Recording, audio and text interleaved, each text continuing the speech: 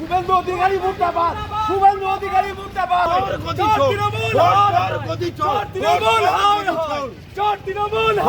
কারণ আমরা দেখেছি যে এই দুর্গাপুরের শান্ত মাটিকে, এই দুর্গাপুরের শান্ত ভূমিকে, শান্ত পরিবেশকে অশান্ত করতে তৃণমূলের দুষ্কৃতী দোলা সেন আজকে এই দুর্গাপুরের মাটিতে আজকে শুভ দিনে পা দিয়েছে।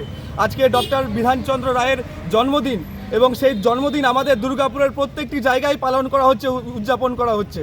এই সময়ে এই আজকের শুভ দিনে এই কলঙ্কিনী দোলা সেন আজকে আমাদের এই দুর্গাপুরের মাটিকে কলুষিত করার জন্য এসছে। তার জন্য কি করলেন? তার জন্য আমরা আমাদের ভারতীয় জনতা পার্টির প্রত্যেকটি কার্যকর্তা তাকে কালো পতাকা দেখিয়ে এখান থেকে গো ব্যাক স্লোগান দিয়ে বাড়ি পাঠিয়ে দিয়েছি।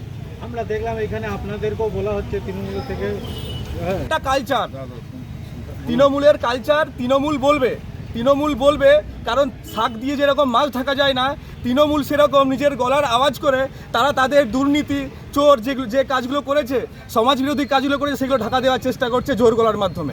আর এই দোলা সেনই একদিন 5% আর 75% সেটাই নিতে এসেছিল মনে হচ্ছে, ওই জন্য ওদের কাছ থেকে।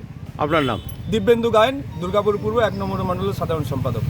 ভারতবর্ষের একজন 1 নম্বর মুখ্যমন্ত্রী যিনি ছিলেন, যার জন্ম এবং মৃত্যুদিন আজকে ডক্টর বিধানচন্দ্র রায়, যে দুর্গাপুরের বুকে দাঁড়িয়ে যে বিজেপি কর্মীরা করছেন তাদের জন্মদাতা হচ্ছে বিধানচন্দ্র রায়, কারণ এই শহরটার জন্ম দিয়েছেন বিধানচন্দ্র রায়। তাকে যারা অস্বীকার করে, অর্থাৎ নিজের জন্মদাতাদের যারা অস্বীকার করে, নিজের শহরটাকে যারা অস্বীকার করে, তারা কি দুর্গাপুরের প্রতিনিধিত্ব করবে? অনুষ্ঠান হচ্ছে, এখনো প্রশাসনকে দেখতে পেলাম না। ওই যে প্রশাসন এখন আপনাদের সামনে গাড়ি নিয়ে এসছে, যখন হলো তখন পালিয়ে গেল। এই হচ্ছে, বলছিলেন না আইনের শাসন, আমাদের মুখ্যমন্ত্রী বলেন না আইনের শাসন, আইনটা তৈরি করেন বিজেপি আর সেই শাসন আমাদের হচ্ছে। এতদিন সিলেক্টিভ সিলেক্টিভ ওনারা শাসন করে যাচ্ছেন, অর্থাৎ বিজেপি করলে দোষ নেই, ডিম ছুড়লে দোষ নেই, অন্যের প্রোগ্রাম নষ্ট করে দিলে দোষ নেই, বিরোধী দলের মুখ বন্ধ করে দিলে দোষ নেই, গণতন্ত্র হত্যা করলে দোষ নেই। শুধুমাত্র রাজনৈতিক এবং তার সঙ্গে সামাজিক প্রোগ্রাম যখন অন্য দল করবে তখন ভয় পেয়ে যায় যে মানুষ আবার ফিরে এসে তাদেরকে সমর্থন করবে।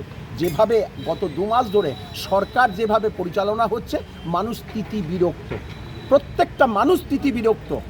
নরেন্দ্র মোদীর মতন একজন দুর্নীতিবাজ প্রধানমন্ত্রী এবং অমিত শাহের মতন একজন জেল খাটা স্বরাষ্ট্রমন্ত্রীর পশ্চিমবঙ্গে পা রাখাটাও তো সমানভাবে বলা যায়, আমরা তো সমানভাবে বলতে পারি। সেখানে পশ্চিমবঙ্গে তারা যখন পা রাখে তাহলে সেটা পশ্চিমবঙ্গও অশুদ্ধ হচ্ছে। সুতরাং যে প্রশ্ন তারা করছে বা যে উত্তর তারা দেওয়ার চেষ্টা করছে সেটা অজুহাত নয়, সেটা বিশৃঙ্খলা তৈরির চেষ্টা, বিরোধীদের মুখ বন্ধ করে দেওয়া, গণতন্ত্রকে ধ্বংস করা। আর জেনে রাখুন, বাংলার মাটি দুর্জয় ঘাটি, জেনে নিক দুর্বৃত্ত, আর সেই দুর্বৃত্ত হচ্ছে আজকের এই বিজেপি। আপনার নাম? কল্লোল ঘোষ।